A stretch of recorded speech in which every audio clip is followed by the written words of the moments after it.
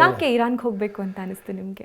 ಯಾರು ಹೋಗದಿರೋ ಜಾಗಕ್ಕೆ ಹೋದಾಗ ಒಂದು ಏನಂದ್ರೆ ಎಲ್ಲ ಕಡೆ ಏನಾಗಿದೆ ಅಂದ್ರೆ ಇವಾಗ ಟೂರಿಸಂ ಫಿಕ್ಸ್ ಆಗಿಬಿಟ್ಟಿದೆ. ಇವಾಗ ಥೈಲ್ಯಾಂಡ್ಗೆ ಹೋಗಿ, ನೀವು ಮಲೇಷ್ಯಾಗೆ ಹೋಗಿ, ಸಿಂಗಾಪುರ್ಗೆ ಹೋಗಿ, ಇಲ್ಲೋದ್ರೆ ನೀವು ಇದನ್ನು ನೋಡ್ತೀರಾ, ಅದನ್ನು ನೋಡ್ತೀರಾ, ಮನೆಗೆ ಬರ್ತೀರಾ, ಫೋಟೋ ತೆಗೆಸ್ಕೊತೀರಾ, ಇನ್ಸ್ಟಾಗ್ರಾಮ್ಗೆ ಹಾಕ್ತೀರಾ. ಇದು ರೆಗ್ಯುಲರ್ ಲೈಫು. ಆದರೆ ಟೂರಿಸಮ್ಗೂ ಟ್ರಾವೆಲಿಂಗು ಇರೋ ವ್ಯತ್ಯಾಸ ಏನಂದರೆ, ನಿಜವಾದ ಕಲ್ಚರ್ಗೆ ಒಳಗೆ ಹೊಕ್ಕಿ ಅವರ ಸಂಸ್ಕೃತಿ, ಅವ್ರ ಭಾಷೆ, ಅವ್ರ ಮನೇಲಿ ಊಟ ಏನು ಮಾಡ್ತಾರೆ, ಅವ್ರ ಮನೇಲಿ ಮ್ಯಾಟ್ ಯಾವ ಥರ ಇದೆ, ಅವ್ರ ಗೋಡೆ ಯಾವ ಥರ ಇದೆ, ಅವ್ರ ಬುಕ್ ಯಾವ ಥರ ಜೋಡಿಸ್ತಾರೆ, ಅವ್ರ ಟೀ ಕಪ್ ಯಾವ ಥರ ಇರುತ್ತೆ, ಅವ್ರ ಸಾಸರ್ ಮೇಲೆ ಯಾವ ಡಿಸೈನ್ ಇದೆ, ಅಂದರೆ ಈ ಡೆಪ್ತಲ್ಲಿ ಅರ್ಥ ಮಾಡ್ಕೊಳ್ಳೋದಿದೆಯಲ್ಲ. ಆಮೇಲೆ ಅವ್ರ ಮನಸ್ಥಿತಿ ಹೇಗಿದೆ, ಅವರ ಭಾಷಾಭಿಮಾನ ಹೇಗಿದೆ. ಸೊ ನಾನು ಸಾಕಷ್ಟು ಕಲ್ತಿದ್ದು ಅಷ್ಟು ಡೆಪ್ತಾಗಿ ಹೋದಾಗ. 70 ದಿವಸಗಳ ಕಾಲ ಇರಾನ್ ಟ್ರಾವೆಲ್ ಮಾಡಿದೆ ಒಬ್ಬನೇ ಸಂಪೂರ್ಣವಾಗಿ. ಅದು ಯಾವ ಟೈಮಲ್ಲಿ ಮಹಾಸಾಮಿನಿ ಪ್ರೈಮ್ ಟೈಮ್ ಸಿವಿಲ್ ವಾರ್ ನಡೀತಾ ಇತ್ತು ದೇಶದೊಳಗೆ, ಭಾರಿ ಪ್ರಾಬ್ಲಮ್ ಇತ್ತು. ಅಂಥ ಸಮಯದಲ್ಲಿ ಇಡೀ ದೇಶವನ್ನ ಒಬ್ಬನೇ ಸುತ್ತಾಡಿದೆ. ಅದ್ಭುತ. ಇವಾಗ ನೀವೇನು ನೋಡ್ತಾ ಇದ್ದೀರಾ, ಬಲೂಚಿಸ್ತಾನ್ ಸಮಸ್ಯೆ ನಡೀತದೆಯಲ್ಲ, ನಾನು ಇರಾನ್ ಸೈಡಿಂದ ಬಲೂಚಿಸ್ತಾನ್ಗೆ ಹೋಗಿದ್ದೆ. ಪಾಕಿಸ್ತಾನ್ ಬಾರ್ಡರ್ ಟಚ್ ಮಾಡಿದ್ದೆ. 0 ಪಾಯಿಂಟ್ ಅಂತ ಏನು ಕರಿತೀವಿ, ಆ ಲೈನಲ್ಲಿ ನಿಂತ್ಕೊಂಡು ವಿಡಿಯೋ ಮಾಡಿದ್ದೆ. ಪಾಕಿಸ್ತಾನ್ ಮತ್ತು ಇರಾನ್ ಬಾರ್ಡರ್ಲಿರೋ ಹಳ್ಳಿಗಳಲ್ಲಿ 2-3 ದಿವಸ ಉಳಿದಿದ್ದೆ. ಟ್ರಕ್ಕಲ್ಲಿ ಹಿಚೈಕಿಂಗ್ ಹೋಗಿದ್ದೆ.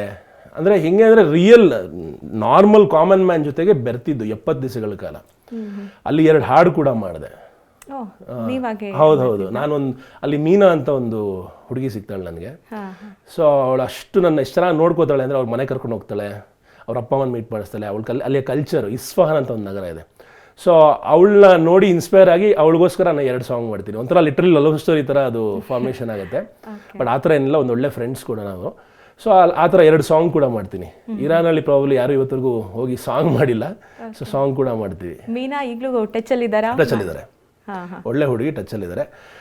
ಇರಾನ್ ಆದಮೇಲೆ ನನಗೆ ಆಲ್ಮೋಸ್ಟ್ 70,000 ಸಬ್ಸ್ಕ್ರೈಬರ್ಸ್ ಬರ್ತಾರೆ ಬರೀ ಇರಾನಿಂದ. 25 ಎಪಿಸೋಡ್ ಮಾಡ್ತೀನಿ. ಹೇಳಿ, ಮೀನಾ ಬಗ್ಗೆನೂ ಸ್ವಲ್ಪ ಹೇಳಿ, ಯಾಕೆಂದ್ರೆ ಅವ್ರಿಗೆ ಆದಂತ ಒಂದು ಫ್ಯಾನ್ ಫಾಲೋಯಿಂಗ್ ಕೂಡ ನಿಮ್ಮಲ್ಲಿದೆ. ಸಿಕ್ಕಾಪಟ್ಟೆ ಇದೆ.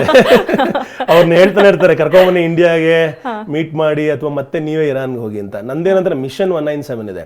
ಮಿಷನ್ 197 ಬಹಳ ಮುಖ್ಯವಾದ ಮಿಷನ್. ಏನಂದ್ರೆ ಅಪ್ಪಟ ಕನ್ನಡದಲ್ಲಿ, ಈಗ ನಾನು ಚಿಕ್ಕ ವಯಸ್ಸಲ್ಲಿದ್ದಾಗ ನ್ಯಾಷನಲ್ ಜಿಯೋಗ್ರಫಿಕ್ ನೋಡ್ತಾ ಇದ್ವಿ, ನಾವು ಡಿಸ್ಕವರಿ ನೋಡ್ತಾ ಇದ್ವಿ. ಅದನ್ನೆಲ್ಲ ನಾವು ಇಂಗ್ಲೀಷ್ ಭಾಷೆಯಲ್ಲಿ ನೋಡ್ತಾ ಇದ್ವಿ, ಅಥವಾ ಇವಾಗ ಇತ್ತೀಚೆಗೆ ಹಿಂದಿ ಭಾಷೆಯಲ್ಲಿ ನೋಡ್ತಾ ಇದ್ದೀವಿ. ಅಪ್ಪಟ ಕನ್ನಡ ಭಾಷೆಯಲ್ಲಿ ಇಡೀ ವಿಶ್ವವನ್ನು ತೋರಿಸಿದಂತಹ ಸಂದರ್ಭಗಳು ಬಹಳ ಕಮ್ಮಿ. ಇವಾಗ ಕನ್ನಡದಲ್ಲಿ ನೋಡಿದ್ರೆ ಡಾಕ್ಟರ್ ಬ್ರೋ, ನಾನು ಫ್ಲೈಯಿಂಗ್ ಪಾಸ್ಪೋರ್ಟು ಈ ಒಂದು ಕೆಲಸವನ್ನು ಮಾಡ್ತಾ ಇದ್ದೀವಿ. ನನ್ನ ಮಿಷನ್ ಕೂಡ ಅದೇನೆ. ಪ್ರಪಂಚದಲ್ಲಿರೋ 197 ದೇಶಗಳನ್ನು ಅಪ್ಪಟ ಕನ್ನಡದಲ್ಲಿ, ನಮ್ಮ ಕರ್ನಾಟಕದ ವಿಷಯಗಳನ್ನು ಅಲ್ಲಿಗೆ ತಲುಪಿಸೋದು, ಕನ್ನಡ ಪ್ರಚಾರ ಕೂಡ ನನ್ನ ಮಿಷನಲ್ಲಿದೆ.